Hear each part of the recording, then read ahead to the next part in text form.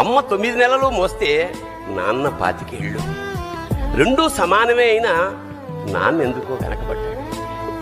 ఇంట్లో జీతం తీసుకోకుండా అమ్మ, తన జీతం అంతా ఇంటికే ఖర్చు పెడుతూ నాన్న, ఇద్దరి శ్రమ సమానమే అయినా అమ్మ కంటే నాన్న ఎందుకో వెనకబడ్డాడు. ఏది కావాలంటే అది వడ్డీ పెడుతూ అమ్మ, ఏది కావాలంటే అది కొని పెడుతూ నాన్న, ఇద్దరి ప్రేమ సమానమే అయినా నాన్న ఎందుకో బాగా వెనకబడ్డాడు.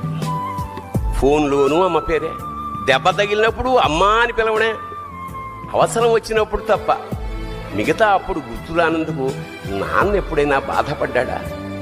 అమ్మకి అన్నో కొన్నో బంగారు నగలు, నాన్నకి బంగారం అంచున్న పట్టు పంచి ఒకటే.